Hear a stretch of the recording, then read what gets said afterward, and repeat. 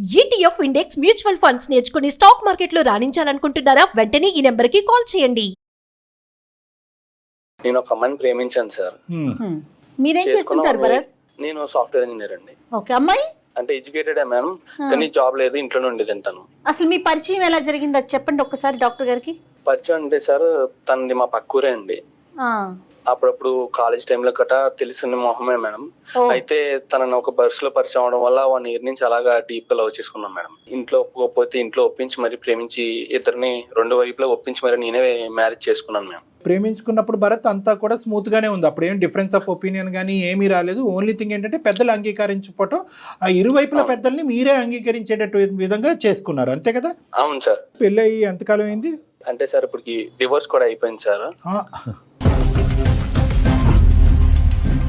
అంటే sir 1 year తర్వాత drivers కి అప్లై చేసాను సార్. తను నా మాట వినకుండా అసలు నేను ఎక్కడికి వెళ్తున్నావు, ఎందుకు వెళ్తున్నావు మాట్లాడితే ఇదే sir. Office software office timings అంటే మీకు తెలియదే ఉంది సార్. ఎప్పుడు ఆఫ్టర్నూన్ 11కి వెళ్తాం, నైట్ 12, 2 కూడా అవుతూ ఉంటుంది.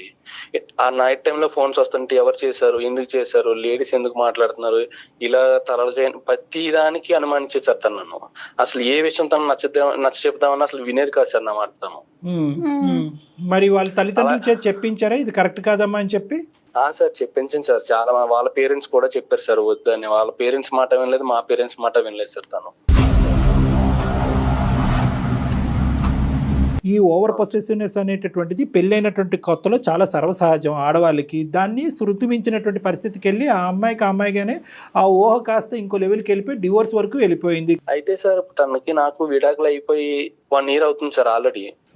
ఆ స్టోరీ క్లోజ్ అయిపోయింది. నాకు విడాకులు ఇచ్చేసాక ఇంకా నేను 6 నెలలు బయటకు రాలేక సార్. అలాంటి పరిస్థితుల్లో ఎన్నో బాధలు పడి ఆఫీస్ వర్క్ చేయలేక ఎన్ని మైండ్ లో పెట్టుకున్నాక ఇంట్లో ఇంకో సంబంధం చూసారు సార్. నాకు మూవ్ ఆన్ అవుదామని నేను ఓకే చెప్పాను సార్.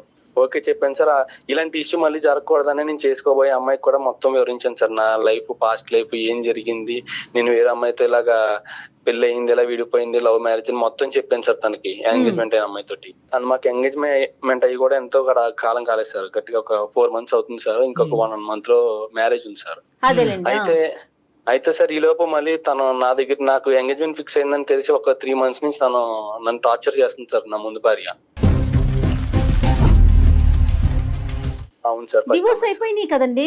నాకు మ్యారేజ్ ఫిక్స్ అయిందని తనకి ఎలా తెలిసిందో తెలియలేదు సార్. ఒక రోజు ఇంటికి వచ్చి గొడవ చేసింది సార్. నా దగ్గరికి వచ్చి నువ్వు మంచివాడివి, నీ గురించి అసలు అలా అనుకోలేదు, నీకు అసలు ఏ అలవాట్లు లేవు, ఏ అమ్మాయి లేదు, నేను నమ్ముతున్నాను. అప్పుడు నా మాట నేను అసలు ఎందుకు ఇలా చేసానో కూడా తెలియలేదు, అయిపోయింది మళ్ళీ నేను పెళ్లి చేసుకో అని బతిమాలుతుంది సార్ నన్ను తను. ఏంటి ఇప్పుడు మళ్ళీ ఏమంటుంది? మళ్ళీ మీ ఇద్దరు రీమ్యారేజ్ చేసుకోవాలని కోరుకుంటుందా? అవును సార్. నీకు ఎంగేజ్మెంట్ అవ్వలేదని అనుకో. కరెక్ట్ గా ఎంగేజ్మెంట్ నీ పెళ్లి టైంకి ముందుకు రావటం ఏంటి? దానికంటే ముందు వచ్చి ఉంటే కనుక బహుశా ఆవిడలో ఏమైనా మార్పు కనిపించుంటే నువ్వు ఏమైనా ఒప్పుకుని ఉండేవాడేమో. మళ్ళీ నన్ను పెళ్లి చేసుకో అని చెప్పి సూసైడ్ అటెంప్ట్ చేసింది సార్. నేను పోలీస్ స్టేషన్ లో కంప్లైంట్ కూడా ఇచ్చాను సార్. ఇచ్చారా? తన వల్ల నాకు ఇలా ఇబ్బంది అవుతుంది, తన ఇంటికి వచ్చి సూసైడ్ అటెంప్ట్స్ చేస్తుంది, తనకి ఏమన్నా చేసుకుంటే నాకు బాధ్యత లేదని నాకు భయం వేస్తుంది సార్ తను ఏం చేసుకుంటుందని. అది కూడా కరెక్ట్ కాదు, దాన్ని మేము సమర్థించం కూడా. ఎందుకంటే అకారణంగా వెళ్ళిపోయినటువంటి అమ్మాయి తన జీవితాన్ని నాశనం చేసుకుని నీ జీవితాన్ని పాడు చేసి ఈరోజు మళ్ళీ నీ జీవితాన్ని బాగు చేసుకుని వేరే అమ్మాయికి ప్రామిస్ చేసేటటువంటి క్రమంలో మళ్ళీ దూరి మళ్ళీ జీవితాలు చెడగొట్టేటటువంటి దాన్ని మేము ఎలా ప్రోత్సహిస్తాం? నీకు వద్దు, మాకు వద్దు. కానీ ఈ అమ్మాయి బారి నుంచి నువ్వెలా తప్పించుకుంటావు? నువ్వు పెళ్లి చేసుకోబోయేటటువంటి అమ్మాయి ఎలా తప్పించుకుంటుంది? పోలీస్ కంప్లైంట్ ఇచ్చాక కొద్ది తగ్గిందా ఈవిడ? పోలీస్ కంప్లైంట్ ఇచ్చాక తను కొద్దిగా తగ్గినా కానీ సార్ ఇప్పుడు తను ఒక చిన్న డిస్టర్బెన్స్ చేసి వెళ్ళిపోయింది సార్. ఇప్పుడు కూడా ప్రేమించే అంటే నేను పెళ్లి చేసుకోబోయే అమ్మాయికి తన ఆఫీస్ స్పేస్ కి వెళ్ళి మరి నా గురించి బ్యాడ్ గా చెప్పింది తను. చూసారా? ఇక్కడ బాంబు పేలకపోతే అక్కడ ఒత్తిలిగిస్తుంది అమ్మాయి. అంతే జుట్టు అందకపోతే కాళ్ళు. మరి అంటే ఏమని చెప్తుంది? ఏం చెప్పడానికి ఏముంది ఇక్కడ? నా వల్ల తను ఇబ్బంది పడినట్టు, నేను తాగుబోతుని తిరిగిపోతుని, తను ఎంతో ఇబ్బంది పెట్టినట్టు ఇలా ఒక్కరి కాదు సార్ 3 చేత చెప్పించింది సార్ తనకి. నా దగ్గర రావడానికి సార్ తనేసి ప్లాన్ అంతా ఇది. నీ దగ్గర రావడం ప్లాన్ కంటే ముందు ఈ పెళ్లిని చెడగొట్టాలనే మోటో ఏంటంటే నువ్వు సుఖపడకూడదు, తనకు కానటువంటి వాడు ఎవరికి చెందకూడదు, ఇంకా ఇతని జీవితంలోకి వేరే వాళ్ళు రాకూడదు. మళ్ళీ ఆ అమ్మాయి రావాలి, మళ్ళీ ఆ అమ్మాయి నిన్ను ఉడుం పట్టుగా బిగించాలి, నిన్ను ఊపిరి తీసుకొనివ్వకూడదు. ఇదే పద్ధతి కంటిన్యూ అవుతుంది. సరే, ఆ అమ్మాయి మార్పు వచ్చిందో లేదో అనేటటువంటిది ఈ రోజు అప్రస్తుతం. అదేమి ఇప్పుడు అది పెద్ద మాట్లాడుకోవాల్సినటువంటి అవసరం లేదు. కానీ ఇప్పుడు నీ జీవితాన్ని పాడు చేస్తున్న అమ్మాయి ఈ రోజు వచ్చి మళ్ళీ ఆ అమ్మాయి జీవితాన్ని పాడు చేస్తుంది కదా. అది అవును సార్. ఆ అమ్మాయి ఈ అమ్మాయికి ఫస్ట్ మ్యారేజా సెకండ్ మ్యారేజా ఇప్పుడు నువ్వు చేసుకోబోయే అమ్మాయి? ఫస్ట్ మ్యారేజ్ సార్ తను. First marriage. పూర్తిగా మీరిద్దరు అవును. ఒకరినొకరు అండర్స్టాండ్ చేసుకున్నారు ఈ 4 months లో? పూర్తిగా అండర్స్టాండింగ్ చేసుకున్నాం సార్. తను నన్ను నమ్మింది సార్. అండ్ ఈ విషయం జరగగానే తన గురించి నా గురించి బ్యాడ్ గా చెప్పగానే తను నాకు ఫోన్ చేసి ఇదేంటని అడగగానే తనకి ఎక్స్ప్లెయిన్ చేశాను సార్. కానీ తను కలిసి కూడా మాట్లాడాను సార్. తను అంతా క్లియర్ గా ఉంది కదా సార్. కానీ కాకపోతే మళ్ళీ ఈ పెళ్లి అయ్యాక కూడా తర్వాత ఇలా జరిగితే నా వల్ల నేను తట్టుకోలేను సార్. నువ్వు మాకు చేయడానికి కారణం ఏంటి? ఇప్పుడు మొదటి అమ్మాయితో మాట్లాడాలనా, లేదంటే ఆ అమ్మాయి పరిస్థితి అలాగే ఉంటది ఇప్పుడు నేను చేసుకోబోయే అమ్మాయిని ఆలోచింపజేయండి అనా? సార్ నాకు మొదటి అమ్మాయి వద్దు సార్. నాకు రెండవ అమ్మాయి ఇప్పుడు చేసుకోబోయే అమ్మాయికి నాకు ఫ్యూచర్ లో ఎలాంటి ప్రాబ్లమ్స్ వస్తాయన్న భయం ఉంది సార్ నాకు. నేను అలాంటి ఫేస్ చేయలేను సార్. మాకు ముందుగానే పెళ్లికి ముందుగానే మీరు ఏమన్నా ఒక సజెషన్స్ ఇస్తారు, మాకు మా బంధాన్ని నిలబెడతారని చెప్పేసి మిమ్మల్ని ఆశ్రయించాను సార్ నేను. సరే ఇప్పుడు నువ్వు చేసుకోబోయే మంచి ఆలోచనే. చేసుకోబోయే అమ్మాయి పేరు మాధవి సార్. మాధవి గారు. సో ఏం చేసావంటే వాస్తవానికి నీ ఈమెయిల్ వచ్చిన తర్వాత మేము కొన్ని ఎంక్వైరీస్ కూడా జయ మేడం కండక్ట్ చేశారు. మన టీం ద్వారా జయ మేడం కొన్ని ఎంక్వైరీస్ కండక్ట్ చేయించి వాస్తవానికి నీ భార్యతో కూడా మాట్లాడారు. ప్లస్ మీ ఆఫీస్లో ఉండేటటువంటి కొన్ని క్లోజ్ ఫ్రెండ్స్, ఫ్యామిలీ ఫ్రెండ్స్తో కూడా మాట్లాడటం జరిగింది. ఎందుకంటే ఈ భరత్ అనేటటువంటి అబ్బాయి నిజం చెప్తున్నాడు అనేటటువంటిది అనుకోవటానికి ఏముంది? పాప మా అమ్మాయి ఎన్ని ఆపసోపాలు పడిందో, ఎంత క్షోభం అనుభవించిన తర్వాత ప్రేమించినటువంటి అమ్మాయి పెళ్ళైనటువంటి 1 year తర్వాత డివోర్స్ తీసుకోవటం అనేటటువంటిది చాలా రేరెస్ట్ ఆఫ్ రేర్ సిచ్యువేషన్. అది చదువుకున్నటువంటి. సో కండక్ట్ చేస్తే కనుక మాకు తెలిసినటువంటిది ఏంటంటే నువ్వు కంప్లీట్గా క్లీన్ చిట్గా బయటకు వచ్చావు. నువ్వు నీ మీద ఎటువంటి అభాండం కూడా మా టీం వాళ్ళకి కనిపించలేదు, ఎటువంటి అనుమానం కూడా మాకు రాలేదు. తర్వాతే మేము నీ ఫోన్ కాల్ సెలెక్ట్ చేసి నీతో మాట్లాడటం అనేది జరుగుతుంది. లేదంటే ఏం చేసి ఉండేవాళ్ళము? ఈ అమ్మాయితో మాట్లాడిపించేది ఏందిరా బాబు, ఆ అమ్మాయి ఫోన్ కలుపు, నీ బండారం అంతా బయటపడుతుంది అని ఉండేవాళ్ళం. అర్థమైంది కదా? సో అది కూడా మా ప్రేక్షకులకు అర్థం అవ్వాలి కాబట్టి ఈ అంశం కూడా నేను నీ ఎదుర్కొంటే నేను తెలియపరుస్తున్నాను. నీకు తెలియదు, నీ గురించి నీ బ్యాక్గ్రౌండ్లో చాలా ఎంక్వైరీస్ జరిగినాయి.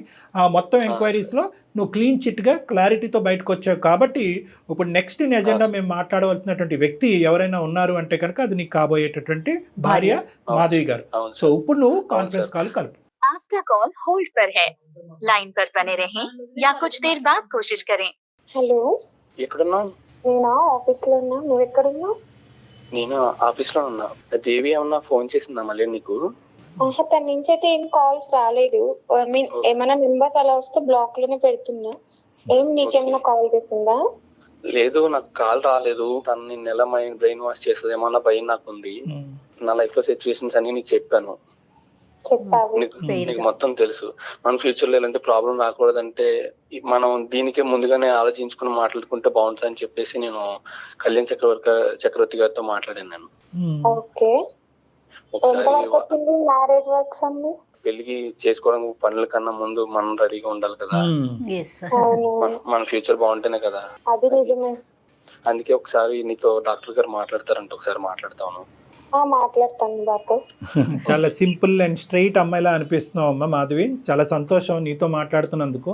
బహుశా పెళ్ళి అయిన తర్వాత మీరిద్దరు వచ్చుంటే కనుక ఇష్యూ ఇంకో విధంగా ఉండేదేమో, ఇంకా జటిలంగా ఉండేది, ఇంకా కాంప్లెక్స్గా ఉండేది. పెళ్ళికి ముందే రావటం అనేది నిజంగా ఆ అమ్మాయి మీకు పెళ్ళికి ముందే మీకు ఒక బల పరీక్ష అనేది పెట్టింది. ఎవరు? దేవి అనే అమ్మాయి, మన భరత్ వాళ్ళ ఎక్స్ వైఫ్. సో మీరేంటంటే పెళ్లికి ముందే ఈ పరీక్ష పాస్ అవుతే కనుక మీకు అసలు ఏ ఒడిదొడుకు ఉండదు. దీనికి మించినటువంటి ఛాలెంజ్ ఒక భార్యాభర్తల మధ్యన ఏదో వస్తుందని నేను అనుకోను. ఫస్ట్ క్వశ్చన్, డివోర్సింగ్ చేసుకోవాల్సిన అవసరం ఏముంది? సెకండ్ క్వశ్చన్, దేవి నీకు 1కి 10 సార్లు ఫోన్ చేసిన తర్వాత నీ బ్రెయిన్ వాష్ చేయడానికి ఏమేమి చెప్పేది నీకు?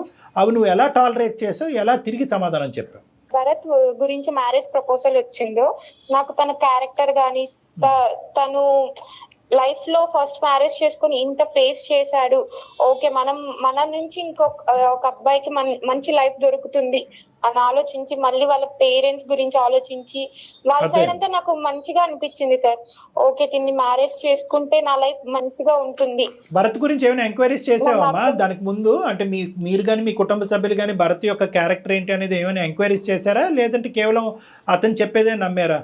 అంటే మ్యారేజ్ ప్రపోజల్ వచ్చిన తర్వాత మా ఫ్యామిలీ అంతా ఎంక్వైరీ చేసి తర్వాత మేము డెసిషన్ తీసుకున్నాం. సూపర్ అండి, సూపర్, నైస్. మరి దేవి సంగతి చెప్పమ్మా. దేవి ఎన్నిసార్లు నీకు ఫోన్ చేసింది? ఏం చెప్పేది అది ఎలా డీల్ చేసేదాన్ని నువ్వు? నాకు అంటే మా భరత్ ఇట్లా డైవర్స్ అయిపోయిన తర్వాత మేమంతా ఓకే, మాకు వాళ్ళ ఫ్యామిలీ నుంచి ఏం ప్రాబ్లం లేదు, మా ఫ్యామిలీ నుంచి కూడా వాళ్ళకి ఏం ప్రాబ్లం లేదు, అందరికి ఓకే అనుకున్నప్పుడు మేము ఎంగేజ్మెంట్ చేసుకున్నాం సార్. దాని తర్వాత వన్స్ ఎంగేజ్మెంట్ అయిన ఒక 1 month నుంచి నాకు డైలీ కాల్స్ డిఫరెంట్ నెంబర్స్ నుంచి సార్ కాల్స్ వచ్చేది.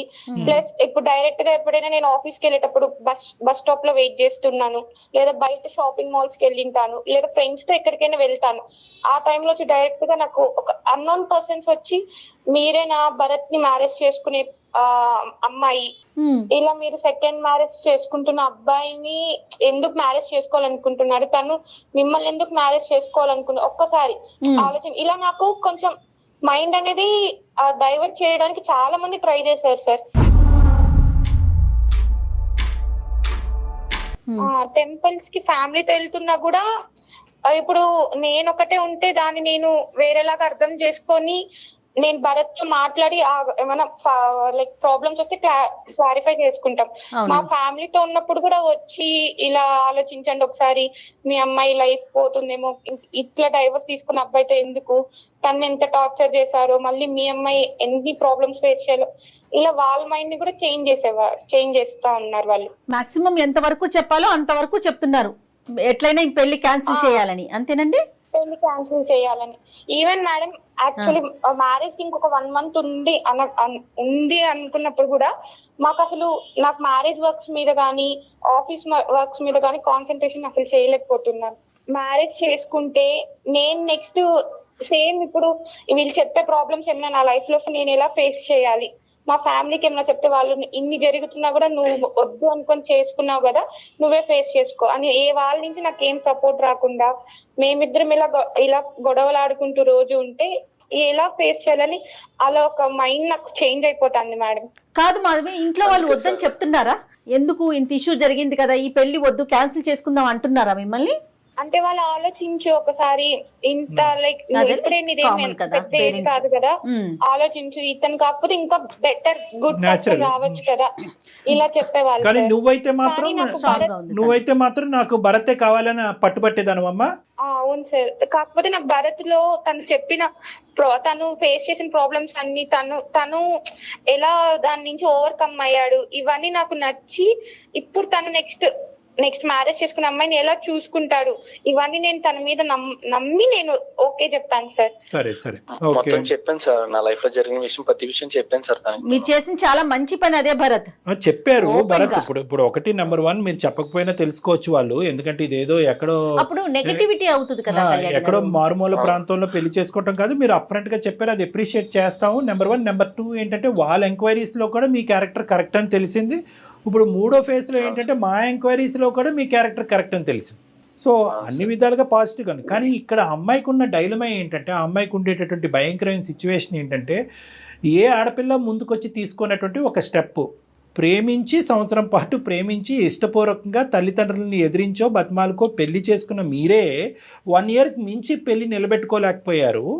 అలాంటి అబ్బాయిని నేను కోరొచ్చి చేసుకుంటున్నాను, ప్రేమించుకున్నటువంటి అమ్మాయే తట్టుకోలేనటువంటి అబ్బాయిని నేను ముందుకొచ్చి చేసుకుంటే కనుక ఎంత సీవీ నచ్చి ఎంత గొప్పవాడి ఎంత మెచ్చినా కూడా రేపొద్దున నా పరిస్థితి కూడా సంవత్సరం తర్వాత ఇదే జరిగితే ఏంటి అనేటటువంటి ఆలోచన ఆ అమ్మాయిలోకి రావటం. దాంతోపాటు ఏంటంటే వెనక నుంచి వచ్చి దేవి ఈ విధంగా నలుగురి చేత 4 మాటలు చెప్పించి ఈ అమ్మాయి బ్రెయిన్ వాష్ చేయటం. ఈ అమ్మాయి ఏంటంటే ముందు నువ్వు వెనకతలు గొయ్యి, నచ్చినటువంటి అబ్బాయి, అన్ని బాగున్నటువంటి అబ్బాయి, ఎంతో సిన్సియర్గా చెప్పినటువంటి అబ్బాయిని చేసుకోవాలా, లేదంటే లోకం అంతా కూడా ఒకే తట్టి మీదకి వచ్చి ఎందుకు రిస్క్ అనేటటువంటి మాట దేవి మాటల్లో ఏమన్నా 1% అన్నా నిజం ఉందేమో, చేతులు దులుపుకుని ఎంగేజ్మెంట్ వరకే అయ్యింది కదా, ఏముందిలే పెళ్లి వరకు అవ్వలేదు కదా అని చెప్పి వెనక్కి వెళ్ళిపోవాలనేటటువంటి ఆలోచనతో ఆ అమ్మాయి చేసినటువంటి పోరాటం, ఇప్పుడు వరకు చేసినటువంటి పోరాటం బహుశా చాలా కష్టసాధ్యం. అది ఎందుకు 1% రిస్క్ ఉన్నా కూడా ఎందుకు ఇటువంటి దాంట్లో దిగాలి? పెళ్లి సంబంధాలు రాక, జీవితం లేక, కుటుంబం లేక, అన్నీ ఉన్నా కూడా అమ్మాయి నీ వెనకతలు వచ్చింది కాబట్టి నిజంగా వెరీ వెల్ అప్రిషియేటెడ్, చాలా గ్రేట్, నువ్వు చాలా అదృష్టవంతుడివి. కానీ ఇప్పటికీ కూడా మాధవి మనసులో ఒక డైలమా ఉంది. అవును సార్. డైలమా ఉందా, అనుమానం ఉందా, భయం ఉందా, ఏముంది? వరకు వెళ్తే వాళ్ళ నుంచి నేను ఇంకెన్ని ప్రాబ్లమ్స్ ఫేస్ చేయాలి, ఇలా చాలా సార్ రేపు సొసైటీలో నేను ఎలా ఫేస్ చేయాలి ప్రాబ్లమ్స్ ఇలా మ్యారేజ్ చేసుకుంటే అని నాకు ఒక డైలమాలో ఉన్నాను సార్ నేను. కదమ్మా, ఇప్పుడు దేవి డైరెక్ట్ గా అప్రోచ్ అయిపోతుందా నీకు ఇప్పుడు ఇంతకు ముందులా కాకుండా? అంటే అలా కూడా కాదు సార్, చాలా కాల్స్ డిస్టర్బ్ సార్, అసలు ఏం వర్క్స్ చేసుకోలేకపోతున్నాను. ఇంకా అమ్మాయి మీద ఏదైనా యాక్షన్ తీసుకోమని చెప్పి వెళ్ళటమే చట్టపరంగా, అంతే కదా. ఆల్రెడీ మీరు పోలీస్ కేసు ఫైల్ చేశారు కాబట్టి ఈ అమ్మాయి అనవసరమైన న్యూసెన్స్ చేస్తుందని చెప్పి న్యూసెన్స్ కేసు పెట్టచ్చమ్మా. మీరిద్దరు కూడా మీ ఇద్దరు కలిసికట్టుగా వెళ్ళి మీరు న్యూసెన్స్ కేసు పెట్టచ్చు. ఇప్పటి వరకు ఆ అబ్బాయి పెట్టాడు, కానీ ఇద్దరు వెళ్ళి పెడితే కనుక ఆ అమ్మాయికి న్యాయస్థానం అనేది సరైనటువంటి పోలీస్ స్టేషన్లో కానీ సరైన బుద్ధి వస్తుంది. కానీ దానికంటే ముఖ్యం ఏంటంటే ఆ అమ్మాయిని ఇక్కడ డిలీట్ చేసి ఎలిమినేట్ చేయడం, మీ జీవితంలో ప్రమేయం లేకుండా ఉండటం అనేటటువంటిది ఇక్కడ పెద్ద అంశం కాదు. ఎందుకంటే కనుక దానికి ఆ అమ్మాయి ఇప్పటికీ కూడా అదే ఓవర్ పొసెసివ్నెస్ అనేటటువంటి సినారియో కొనసాగిస్తుంది. నాకు దక్కనటువంటి, నేను ప్రేమించి నాకు దక్కనటువంటి అబ్బాయి ఎవరికి దక్కకూడదనే ఒక స్వార్థపూరితమైనటువంటి ఆలోచన, లేదంటే ఆ అమ్మాయి ఎక్కడ పప్పులో కాలేసింది అనేటటువంటి రియలైజేషన్ రావటం వల్ల ఎంత మంచి వ్యక్తిని నేను పోగొట్టుకున్నానో ఆ మంచి వ్యక్తిని మళ్ళీ నా జీవితంలో ఏదో విధంగా 100 రాబట్టుకోవాలి అనేటటువంటి ఆలోచన, దాంతో ఒక స్వార్థపూరితమైనటువంటి ఆలోచనతో పాటు ఒక శాడిస్టిక్ మెంటాలిటీ ఆ అమ్మాయిలో కనిపిస్తుంది అన్నది మనకు తెలుస్తుంది. మేము కూడా ఎంక్వైరీస్ చేసిన దాంట్లో ఏంటంటే కీ క్యారెక్టరిస్టిక్స్ ఆ అమ్మాయికి ఉన్నాయి. ఆ అమ్మాయికి ఒక నార్సిస్టిక్ పర్సనాలిటీ డిసార్డర్ అన్నట్టుగా మాకు తెలిసింది. అదంతా వేరే విషయం. నేను ఇక్కడ చెప్పేది ఏంటంటే ఆ అమ్మాయి ఎలాంటిది, ఆ అమ్మాయి నార్సిస్టిక్కా, శాడిస్టిక్కా, స్వార్థపూరితమా, లేదంటే మిమ్మల్ని ఇద్దరిని ధ్వంసం చేసి మళ్ళీ భరత్ని దక్కించుకునే ప్రయత్నం చేసిందా, లేదంటే భరత్ యొక్క జీవితం సర్వనాశనం అయ్యేంత వరకు ఆ అమ్మాయి నిద్రపోదా, ఇలాంటివి చాలా అంశాలు మనం మాట్లాడుకోవచ్చు.